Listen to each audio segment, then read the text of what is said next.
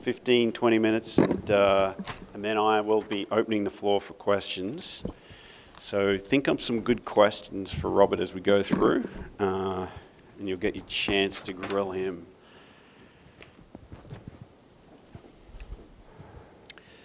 Okay.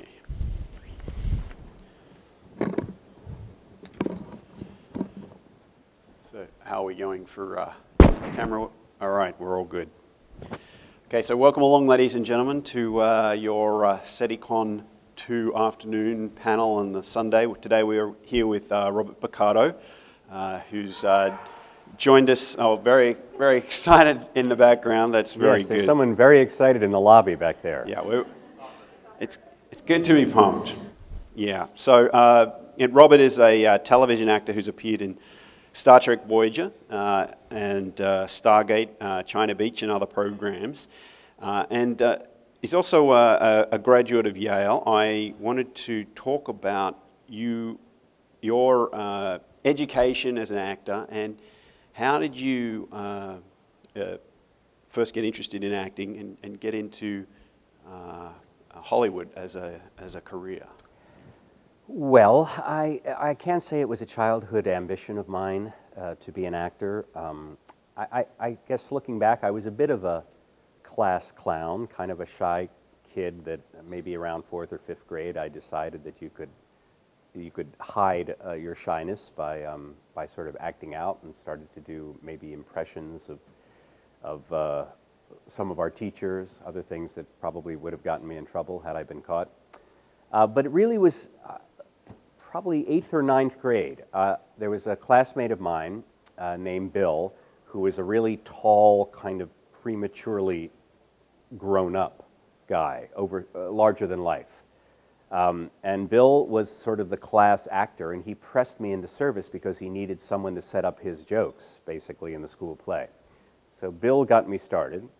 Curiously, he and I are the only two students from my high school class who ended up becoming professional actors. So I was pushed in that direction a little bit by him, and then I decided once he got me on stage that I liked the feeling of entertaining people, and especially getting laughs, because my first experiences were primarily in comedy.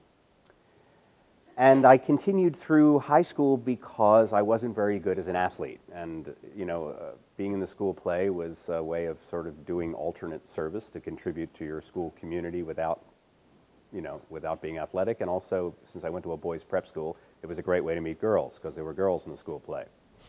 So it accomplished those two important things. But when I graduated high school, I went off to Yale thinking I was going to become a doctor, and I enrolled in the pre-med program, and I was a biology major. But then I had an experience. I continued to act at Yale for fun, as hard as it was to schedule my time with all of the biology labs and such. But then I just had one of those watershed experiences acting in a production at Yale that kind of turned my head around and made me think that maybe I wanted to do it as a career. So I made at the end of my sophomore year, I decided to switch to the theater program.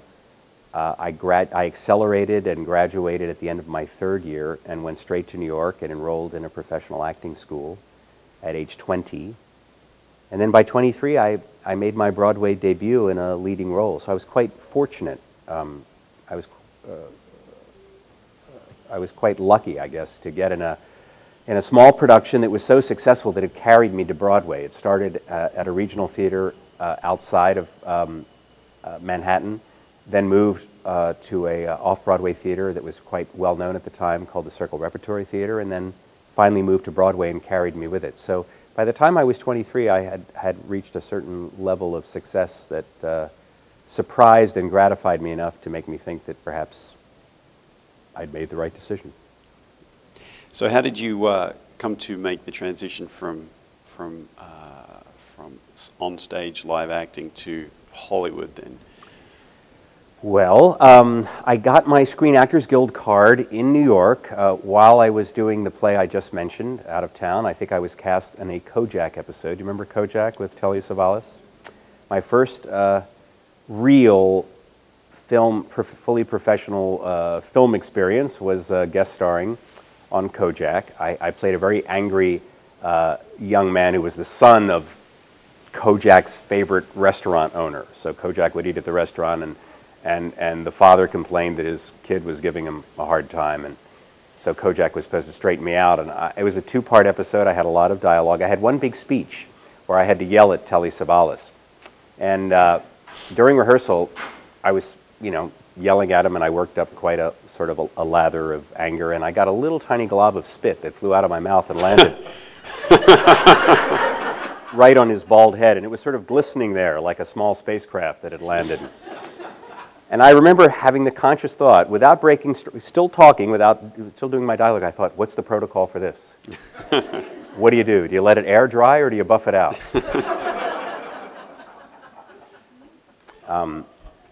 And do you do it, or do you let somebody else do it? Yeah, exactly. Or do we let one of his minions dry his head? Right. Then, while I was, just to finish up my sort of New York theater career quickly, while I was doing the play Gemini, which is the one that I described, which was sort of a culture clash comedy, quite broad, quite funny. Remember, Danny Aiello played my dad in the play. And while I was doing that, I auditioned to play Jack Lemmon's son in a play called Tribute, written by a man named Bernard Slade, who had written Same Time Next Year, which was a wildly popular Broadway show that ran many years, and this was his second play. And it was basically a comedy drama featuring Jack Lemmon playing a sort of a father who had never really taken full responsibility for being a father. He was kind of a Peter Pan-like character who divorced the mom, and then he would come in and out of the kid's life. And I played his kid who'd grown up not knowing what expectations to have from dad. The playwright said, 1 year he'll send you 5 presents, and then you don't hear from him for the next 3 years. So he was totally undependable. And my character was sort of a reactionary conservative to his sort of free spirit father. And it was basically a two-hander. I had the second largest role. I wish any actor to have an experience like that, to work with someone like Jack Lemmon, who had been a major movie star at that point for over 25 years and was the most gracious and kind and wonderful, generous actor to work with. And that was a tremendous experience for me. I was 24 when that show opened on Broadway. We played for the rest of the year. Everyone was afraid to replace Jack because he was so great in the role. There was some talk at the time of Rock Hudson taking over for Jack. There was some talk of Anthony Hopkins, who was a little too young at the time, really, probably 10 years younger than Jack, and therefore a little young to play my father. Since I was 24, I think Tony Hopkins was probably all of 42 at the time. In any case, the show closed on Broadway, and then we remounted it in a Los Angeles production the following spring of 1979, and that's what brought me to California. And I thought, well, I'll stay 6 months and see if I start working in film and television. And then I never really left, because California is seductive. I met my wife. I had a couple of kids. Life goes on. So how did you then make your transition into a Star Trek role in Voyager? Where did the television, how did the television take you into that role? Well, I think my early television experiences were on, there were a lot of sitcoms at the time, a lot of 4-camera shows that were a lot like doing a play, because they were based on a proscenium set. They had 4 cameras aimed at you, and you tended to play the scene straight through as you would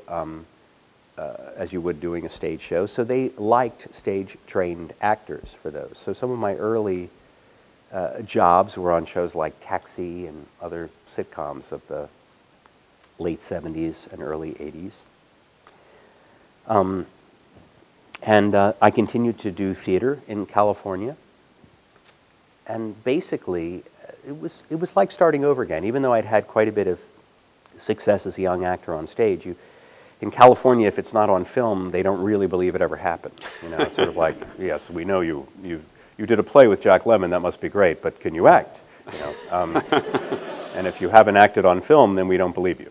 So you have to sort of start over again and build up a little gallery of film. Back then, it was VCRs. You take your scenes and show them to agents and try to get a better and better agent, whatever. But you use your film appearances as a tool to help you get successive film work. I think, I guess my next big break, certainly, was being cast in 2 pilots in the same season, I think 1988. I was cast in The Wonder Years in the guest star role of the pilot of Coach Cutlip. They had auditioned me for the dad. They decided I was too young to play Kevin Arnold's father. Then they auditioned me for the really plum part, which was the voiceover role, played by Daniel Stern, because that was the great part, because he got paid very well and only worked an hour a week. But they could, finally, they put me in the part of the gym teacher, and I was very unusual casting, I think, for a high school gym teacher, because I was fairly slight, you know, about 155 pounds at the time, wiry, and not very athletic looking. And I think that that's a credit to their imagination, because I really played Mr. Cutlip like he didn't want to be gym teacher. He wanted to teach English, but he got stuck with remedial reading and gym because he's not a very good teacher. And he's kind of stupid. So it was fun to play someone who was who had such an enormous chip on his shoulders. I was the most sort of paranoid gym teacher, I think, on record. And so many people have come up to me over the years saying, you were just like my school gym teacher. And I thought, how sad. But I was cast as I did the pilot for The Wonder Years, and then right around the same time I was cast in the pilot of China Beach as a regular character, which sort of shows the dichotomy of my career. I played a real character role in The Wonder Years, and on China Beach I was cast in more of a leading man role, playing the doctor who worked with Dana Delaney's Nurse McMurphy character in a very sort of an intimate work relationship. Some amazing people were behind China Beach. John Sacred Young had won the Academy Award for the screenplay for the movie Testament in the late 70s. William Broyles, who was a Vietnam veteran, the editor of the Texas Monthly, went on to win an Academy Award for the script of Apollo 13. So some amazing talent behind that. Our co-executive producer, season 2, John Wells, went on to produce every major television drama of the 90s, starting with ER, The West Wing. So we had some real talent behind the camera in China Beach, as well as my castmates, Dana Delaney, Mark Helgenberger. That was a really wonderful experience because it was a very, it was an actor-oriented show. It was very performance-oriented. So much of television now, the procedural shows, it's all about the story. And I think that some of the roles for the actors are less interesting because it isn't as character-driven as television was in its sort of more golden era. And China Beach, I think, took the responsibility of making a show about a very unpopular war, which our country has a lot of unresolved feelings about. They took that responsibility very seriously. And we would have seminars before the shooting season with various vets who came, volunteered their time, told us about their experience in Vietnam. And a lot of them were Army nurses and doctors and soldiers as well. So we had a real sense of gravity and responsibility of what we were all trying to create, and that in some small way we hoped that, you know, we could contribute a little bit to the healing of some of the still open wounds from that very divisive war, and show people that, you know, you never, ever, ever blame those who serve for an unpopular war, which I think that a lot of people fell prey to in that era, that we blamed the soldiers for doing their service, which is an unforgivable wrong. And I think that, as I said, China Beach tried to do some stories that kind of help salve some of those wounds. Did you get many vets watching the show, Yes. providing feedback? And I also would talk to a lot of people who said, young people who said, my father served in Vietnam, I couldn't get him to watch the show at first, and then once I did, he really enjoyed it or was moved by it. We heard a lot of very positive stories that it was kind of a part of their lives that they didn't want to revisit. But then if they did, they found the show of better quality than they expected. Stories along those lines. Or that they didn't watch it at all the first time around, but they watched it when it re-aired on the History Channel. You know, they weren't ready when it was first on. And then after China Beach, I guess Voyager was casting probably about 2 years after China Beach ended. And I remember when I was cast on Star Trek, the producer said they'd been fans of China Beach, and I said, well, you know, I work either in a hairpiece or without one. And they said, oh, we want you just the way you are. We've had a great deal of success with bald men.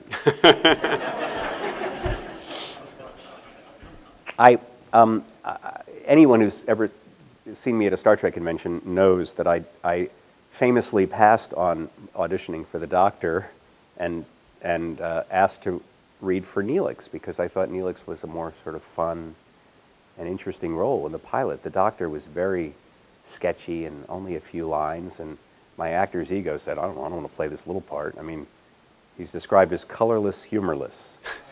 a computer program of a doctor. I went, well, that sounds like a barrel of laughs, doesn't it? I mean, really, does that sound like a 7-year commitment to you?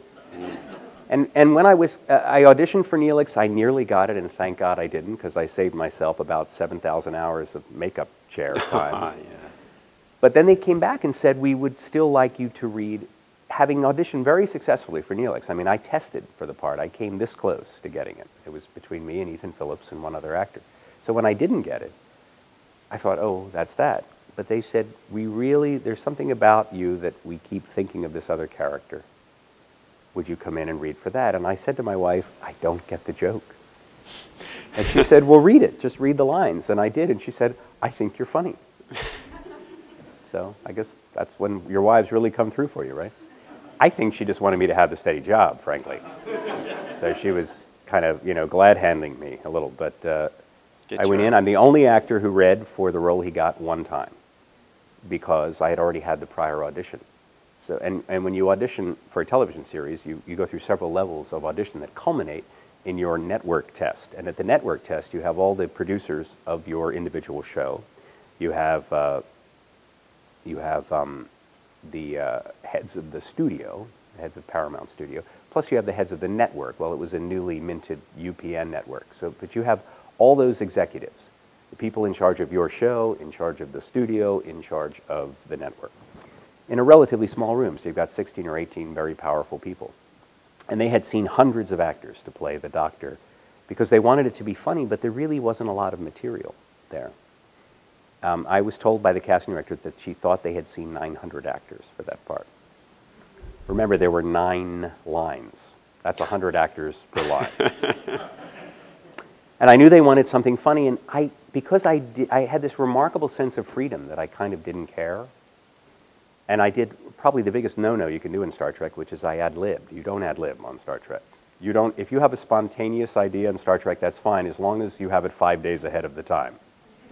As long as you're spontaneous 5 days in advance of the moment, it's very carefully crafted because they want the show to appear to be in the future. And they think if the actors ad-lib, it's going to develop a contemporary feel, and we have to control that. And I understand that producers know what they're making. They know their show better than, especially the actors that have just joined the show.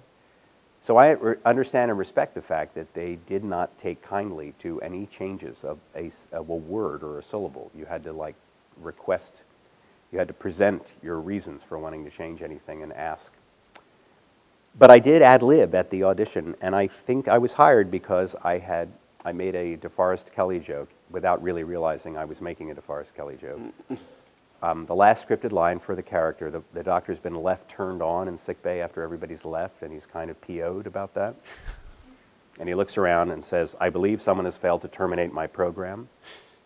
So I took a long, deadpan look at all the people watching me in the room, and I said, I'm a doctor, not a nightlight. And I got a big laugh and walked out, and they hired me. Very nice. So when I met DeForest Kelley, I said, my character kind of pays homage to you. And he goes, ah, you mean you steal from me? And I went, that's right. Pretty much. What a great man. I have a lot more questions here, but I want to open it up to the audience just to see if we can get some fan questions there. Just me and my wife just got through watching on Netflix. Voyager, the whole series is up. So watching the evolution of the series, I was wondering how much more ad-libbing you got to do on the show, because the funniest thing, I laughed out loud harder than anything in the whole series when you would sing, especially with Seven or whatever. That was extremely funny. I wondered for a long time if you ad-libbed that or how that got into the script. I did make a lot of suggestions, so I wouldn't call them ad-libs. But I mean, I ended up getting a number of jokes in the show. I think my record was Message in a Bottle with Andy Dick. I think I got 5 jokes in the show. But again, I would read the preliminary script, and I would call them on the phone and say, what do you think of this? And lay them out. And then if they liked them, you got the revision the next day, and your joke was in the show. But I learned to respect the chain of command. I think one of my... I was proud of at the end of A Message in a Bottle, the Doctor and the EMH Mark II, played by Andy Dick, are trying to fly a Romulan ship, but they're being attacked by Starfleet because Starfleet doesn't know that they're in control of the Romulan ship. I think that's the gag. So the Doctor is in a state of high panic trying to pilot a vessel, and then he's got his technological successor like a gnat in his ear, right? So the scripted line was, stop breathing down my neck. That's what I said. All right, here are the next 2 lines I made up, which I think is pretty good hologram humor. I say, stop breathing down my neck. And Andy Dick says, oh, my breathing is merely a simulation. And I say, so is my neck. Stop it anyway. It's a little gay, but that's pretty good hologram nattering, don't you think? So, but the singing thing was also came out of a suggestion I made to Jerry Taylor. Like at the end of season 1, I said, I think it would be funny if the Doctor were a fan of opera, so that when he's alone in sickbay, and I was envisioning one little scene where you hear this beautiful, this very passionate, big aria, and you're camera sort of moving over sickbay, and they don't see anything, they just hear this enormous emotional scene, one of those great arias where they jump off the bridge at the end, or they kill themselves, some huge passionate thing, and then they just land on the Doctor completely without affect, doing something, just listening, and while he's working in sickbay, which I thought was funny, that a creature with such a narrow emotional repertoire, especially early on, would pick such a passionate form of human expression to be a fan of. That was the sole joke I had in mind. She says, well, we're doing a lot with Klingon opera on Deep Space Nine, so it's not a good time, but we'll think about it. So sure enough, about a year later, I get a script, and the Doctor is singing opera in the opening scene, singing on the holodeck. And I went, no. You misunderstood my suggestion. I wanted to listen to opera. And she said, do you sing? I said, well, yeah, I sing, but I'm not an opera singer. They said, well, just do your best, and if we don't like it, we'll replace your voice. So that's when I started singing, and I did 80% of my own singing. I sang in like 5 shows, and in every show except Virtuoso, I did all my own singing. In Virtuoso, I sing the first 2 or 3 things, and then my voice abruptly changes into a real opera singer, and it was humiliating and embarrassing, but I just couldn't. I mean, it was just too high. And because I'm not a tenor, I'm a baritone, when they kept bringing it down, it just didn't sound like a tenor anymore. So my teacher, Augie Castagnola, who was the opera singer who used to teach me the part that I did sing on the show, they ended up using his voice for that one episode for the last 3 pieces. But otherwise, I did okay for an amateur. There's no such thing as an amateur opera singer. That's like calling yourself, an amateur high wire. I think I'm gonna try walking across Niagara Falls this weekend because I sometimes dabble at home with high wire walking. You know. I mean, an opera singer is an opera singer. It takes years of training and an amazing voice. So it's preposterous that I even tried to pull it off. A couple more questions. Yeah.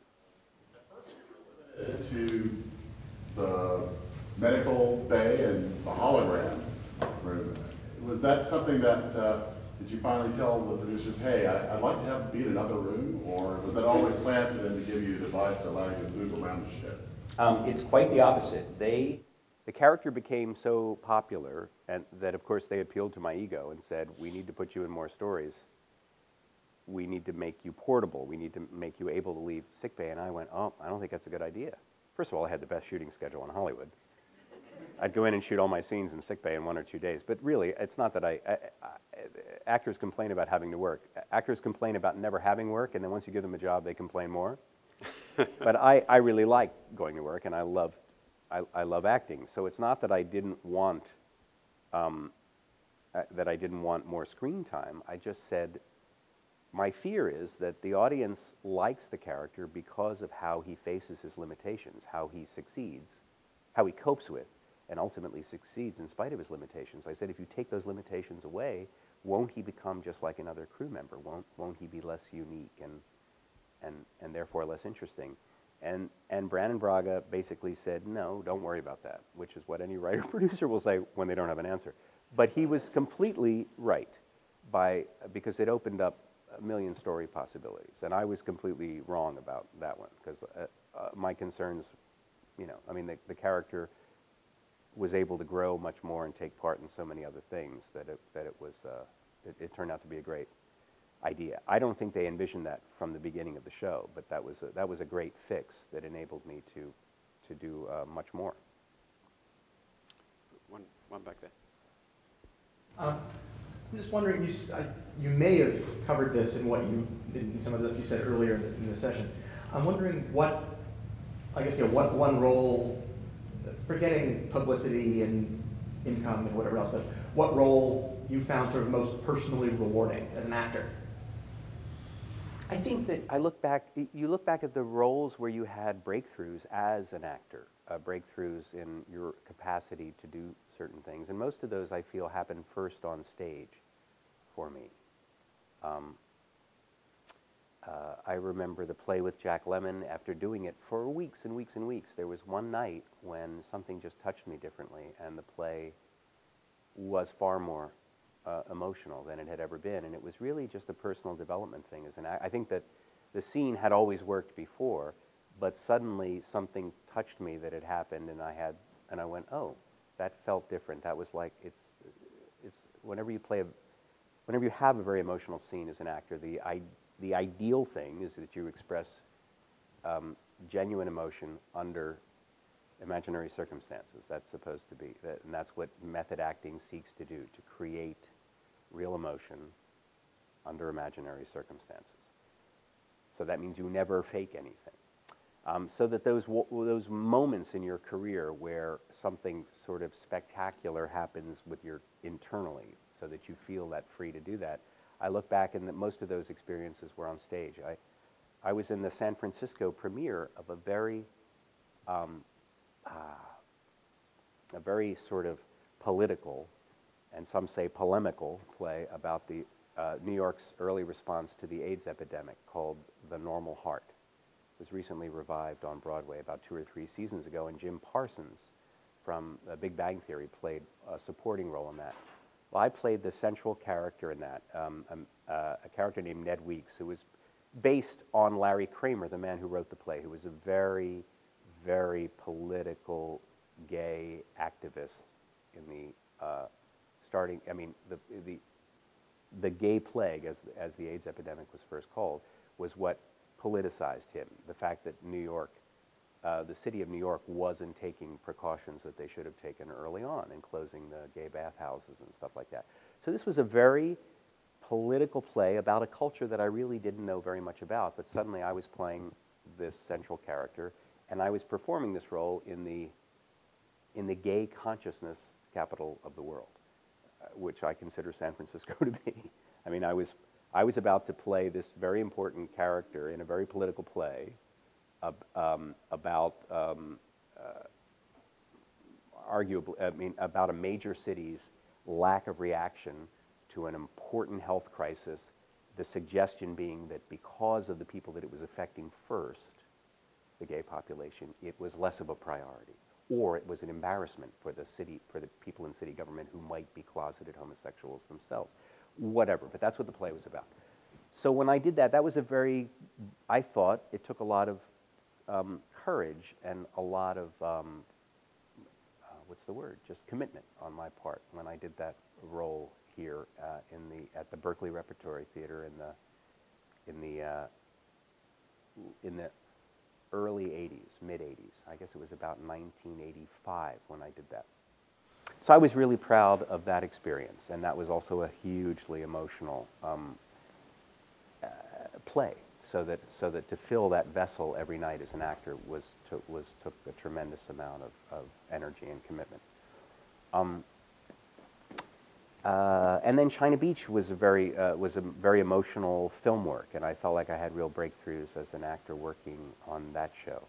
So I guess that you tend to remember the roles where you feel like your technique is not only supporting you, it's like carrying you. It's like riding, when it's all going well, it's like riding a wave, and it's a very exciting feeling as an actor.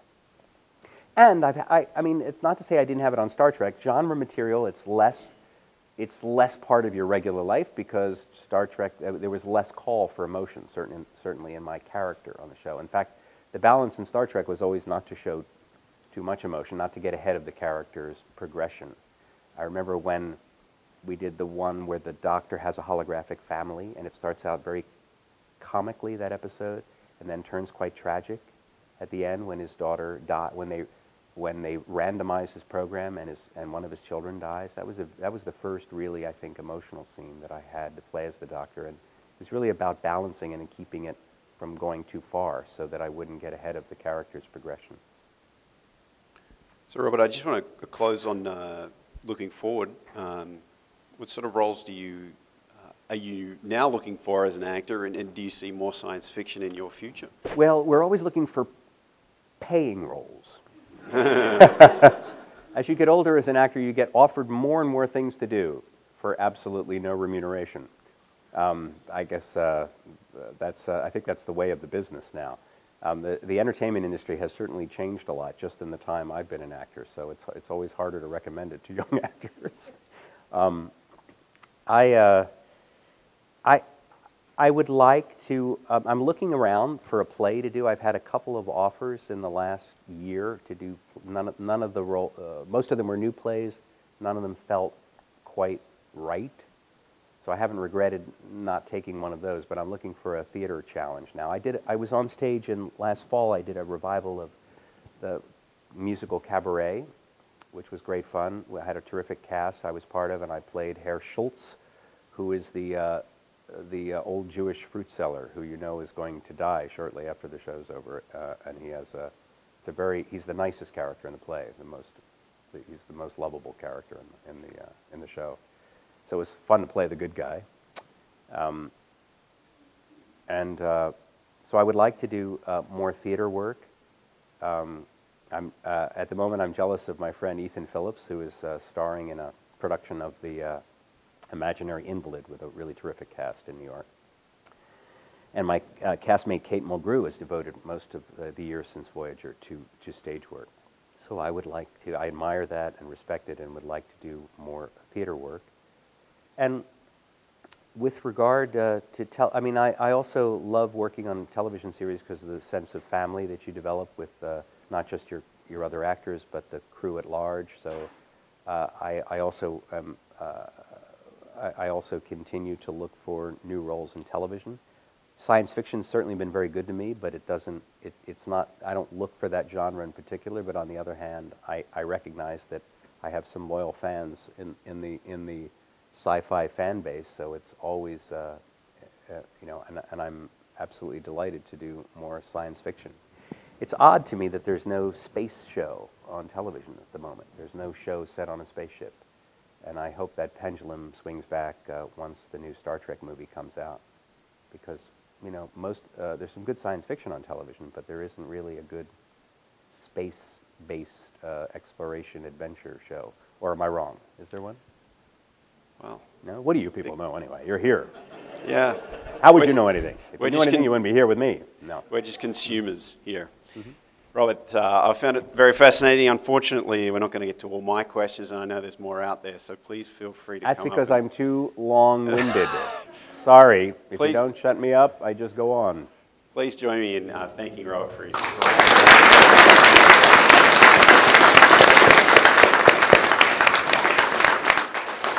And please enjoy the rest of your SETICon in the last couple of months.